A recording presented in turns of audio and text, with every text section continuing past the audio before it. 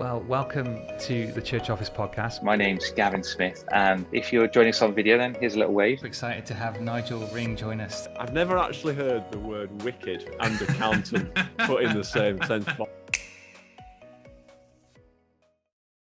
Let's talk about forecasting then. Give me some of your thoughts on that. Yeah, forecasting is really interesting. I give a very quick distinction between budget. Yeah, and let's do that because they are different, but they can often be used interchangeably. Now, when I talk about a budget, we normally talk about it in its kind of formality of that. This is actually either what the finances we are aiming for or expecting, or we're going to compare this year. We're going to this period of time. We're going to compare this to, and a budget is often important to kind of keep semi-static because it means you've got something that isn't moving that you can compare it to. And that comparison is a really, if you just very briefly talk about financial controls, having something to be able to compare your finances to, i.e. a budget, is really important. And if you kept on moving that budget, the comparisons is much harder.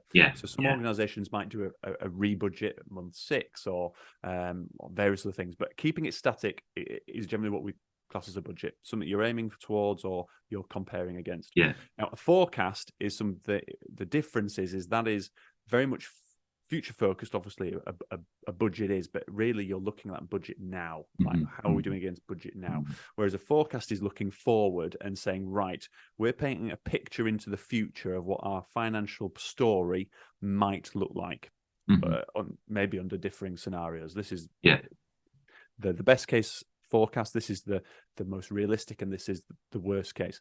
And the really great thing about forecasting is it is possibly the best financial tool that an organization can have to help aid decision making. Budgets are really good because you know where you think you're going to be by the year end, and you can compare it at the time. Whereas a forecast, essentially, you're opening up the window to say, right, if we're in this financial picture here, number A, we can do X, Y, and Z, and we can do it then. Or we're in scenario, it's looking tricky, we can't do that. And it means that all your decision making comes forward instead of being responsive, if that makes sense. So one of the things I spend a lot of time doing with my some of my kind of largerish frontline charities is doing this exercise of a 3 to 4 year forecast, which means that it takes the pressure of firefighting. And don't get me wrong, there's always firefighting, isn't there? Because the situation come along.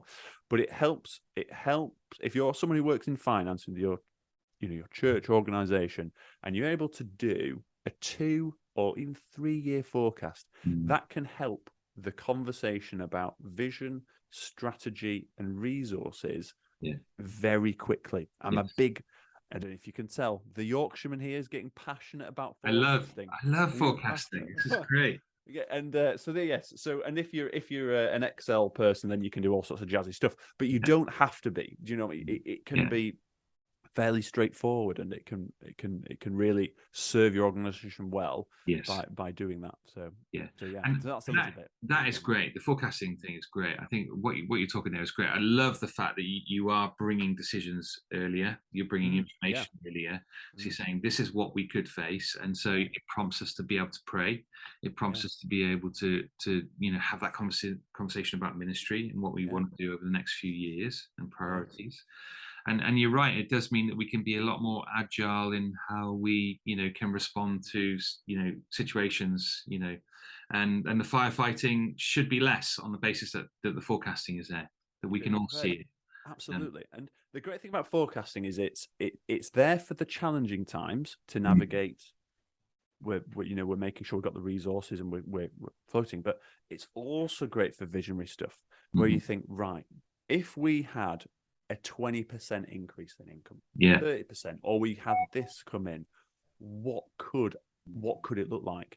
What could the staff structure look like? What could we do here? And it opens up an exciting conversation, which is very different to the classic church treasurer saying, no, we can't do that. No, absolutely right. There. But so it changes it very, very much. So I'm a big fan of forecasting. Big fan. Yeah, forecasting is great, and I think with the forecasting, I think one of the other things that Nigel recommended on the podcast with each other was this idea of like regularly reporting management accounts. So he was talking about monthly doing that, and I think there are some touch points. So what do I do as somebody in our church finance wise? I'm looking at stuff weekly. I think I'm looking at stuff monthly, and I'm looking at stuff in a kind of seasonal basis.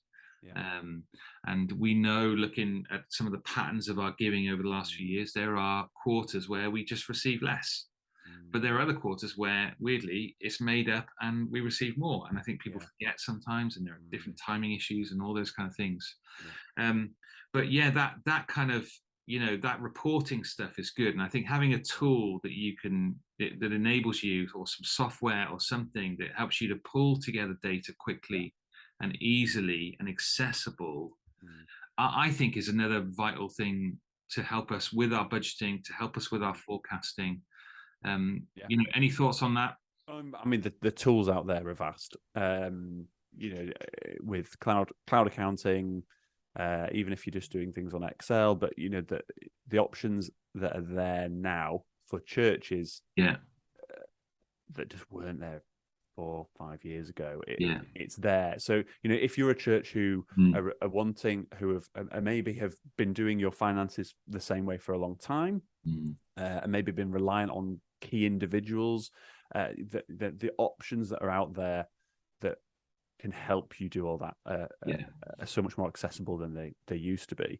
And I think a quick top tip for me is one of the other things I love talking to organizations about is financial storytelling. Is that having good reporting is brilliant, and it helps all this conversation.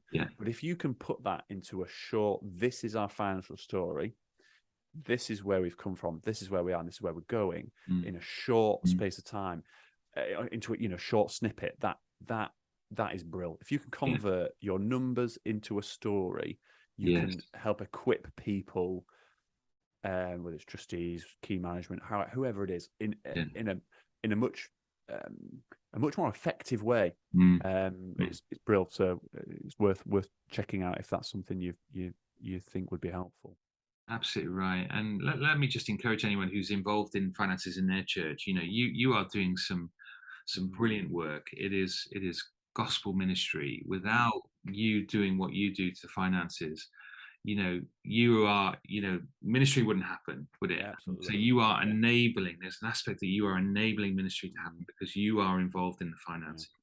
And there's a sense of you're protecting the gospel as well, because having transparency, having good accounts, having a church that's following all the legislation and legal requirements, it just protects the gospel wonderfully and against accusation. And it really is essential, isn't it, to ministry?